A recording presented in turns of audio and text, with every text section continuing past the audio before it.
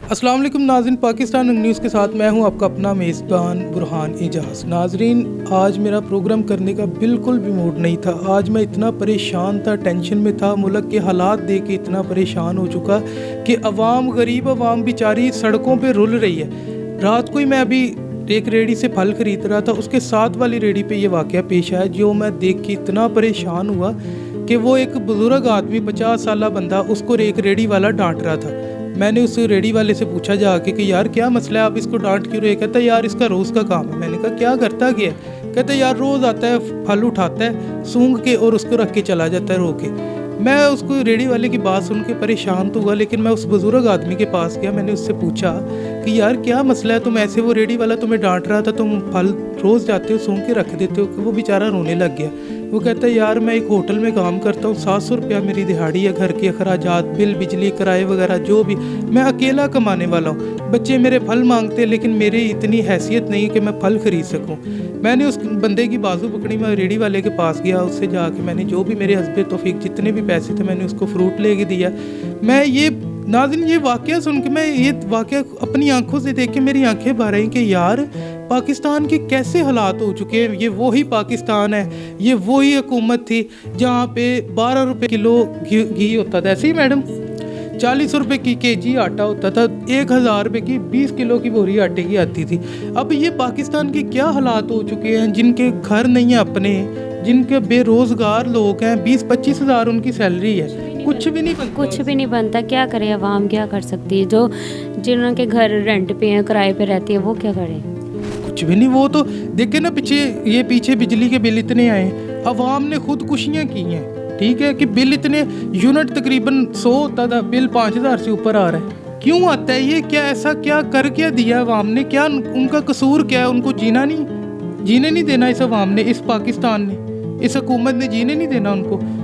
ऐसी ऐसी हुकूमतें आके बैठ गई हैं कि अवाम खुदकुशी करने पे मजबूर हो गई है। ये दाता साहब में गया एक दफ़ा, उधर आप बेशक नाज़रीन आप खुद जाके देखना, दाता साहब सहन में तकरीबन रात को 400 से 500 बंदा सोता है और सब गरीब आदमी, सफ़ेद पोश लोग। क्या करें फिर? ज़ाहिर बात है वहाँ पे सोते हैं कि उनको यही होता है चलो घर में क्या, जिनके घर बार अपने नहीं हैं तो उन्होंने वहाँ बैठ के वहीं पे बैठना है, वहीं पे सोना है, वहीं पे उनको मिलता है कि चलो यही हम बैठ के यहीं का लंगर मिले तो यहीं पे हम खा लें। वो सुबह उठते हैं, पेट भरना होता है, उन्होंने पेट भरेंगे किसी तरीके से, ये ना उनके घर बार अपने हों तो वो भी अपने घरों में जाएं, अपने घर में बैठें ना। उनके घरों में अपनी छत है, किराए पे वो रहते हैं, लोग क्या करें?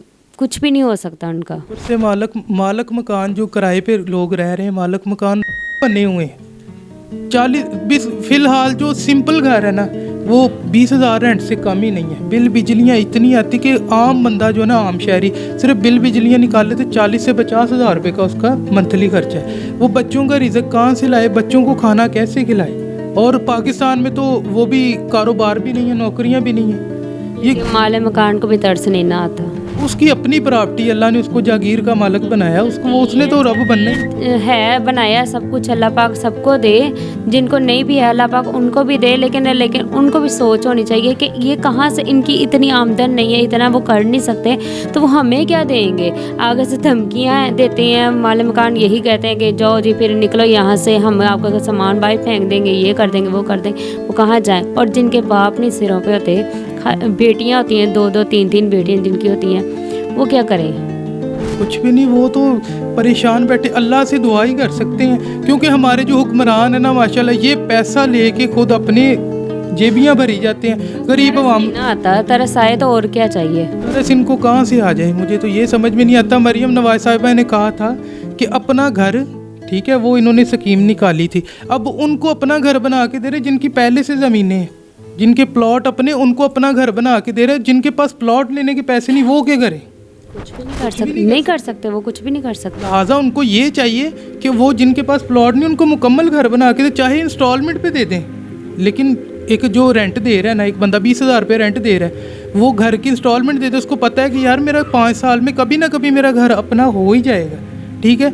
लो किराया भी तो लोग दे रहे हैं ना। जिस बंदे की मजदूरी 1000 रुपया हो, घर किराए पे हो, वो मजदूरी अपने घर में पूरी करे कि किराए के घर में अपना किराया वो पूरा करे, बिल पूरे करे, वो कहाँ से करेगा?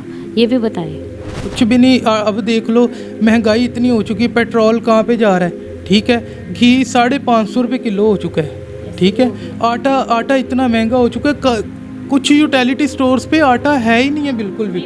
वो मैं कह रही 850 रुपये का ये 10 किलो का आटा 850 में खुद हैरान होंगे कि इतना आटा महंगा कर दिया इन्होंने। अगर यूटिलिटी स्टोर्स पे चले जाएं, वो कहते हैं जी फलां तरीक को वो आएगा, कंटेनर आएगा, फिर आपको लाइन में लग के आटा मिलेगा। यार ये कौन सा मुल्क है जिस पे लाइन में लग के आटा लेना है।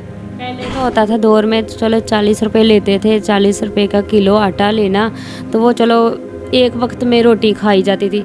अब वो 40 रुपये किलो भी नहीं आटा आता, तो वो एक वक्त की क्या रोटी खाएंगे? कुछ भी नहीं खा सकते। अब 4-5 बंदों की फैमिली है, तकरीबन वो कम से कम 2 किलो आटा तो लगेगा, घी भी लगेगा, खाना भी बनेगा। आम हांडी जो है ना, आम घर में सालन जो पकते हैं, 1000 रुपये का नोट तो गया, ठीक है, पिछले कुछ भी नहीं खा सकते। वो फिर कहते हैं ना कि जिसका कोई नहीं उसका रब वारिस है। कुर्बानी आती है, वो भी गोश्त कहीं से मिल गया तो नहीं मिलता। मतलब कि आजकल की आवाम तो ऐसी हो गई है कि जहाँ से गोश्त पता है ना इस घर से आना है, रिश्तेदारों में से भी इधर से आना है तो इनको ही देना है। ये नहीं करते कि जिसकी ज़रूरत है उसको दें। उन्होंने तो कुर्बानी की है, उनको क्यों दें? जिनका हक बनता है उनको देना चाहिए, ताकि वो भी साल भर में इंतज़ार करते कि चलो हमें आएगा, हम कुछ खाएं, अपने पेट में डालें। लेकिन देखो ना, जो गरीब अवाम है वो ईद का इंतज़ार करती हैं कि ईद पे गोश्त आए तो फिर खाएं।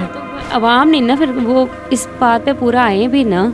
अगर वो इंतज़ार करती है, उनका देखे, इर्द गिर्द देखे कि हमारे इर्द गिर्द कौन है जो सा इस काबिल है कि इसको दें हम, लेकिन वो अनदेखा करते हैं। और जिन्हें 5 वैड़े कीते होंगे ने ਉਹਦੇ ਘਰ ਹੀ ਭਰ के बोरी गोश्त दी खिला देंगे, फ्रिजें भर के रखते हैं, और क्या करना है उन्होंने।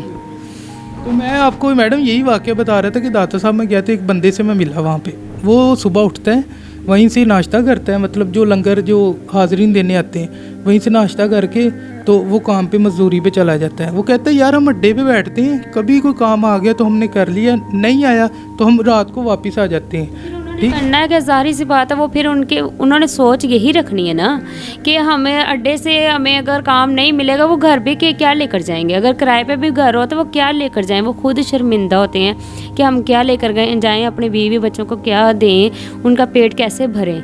वो फिर उन्होंने वहीं पे बैठना है, वहीं पे उन्होंने खाना है, वहीं पे सोना है। और कुछ तो फैमिलियाँ समेत तो बैठी होती हैं वहाँ पे, मैंने देखा हुआ है दरबारों के पास जाके, मैंने देखा है फैमिली समेत वहाँ पे फुटपाथ पे बैठे होते हैं। बस कुछ भी नहीं बन सकता। इस मुल्क का बहुत बुरा हालात हो चुके हैं, बहुत बुरे हालात हो चुके हैं। आप अपनी हुकूमत को क्या कहना चाहेंगी, क्या मैसेज देना चाहेंगी कि गरीब आवाम का क्या सोचना चाहिए?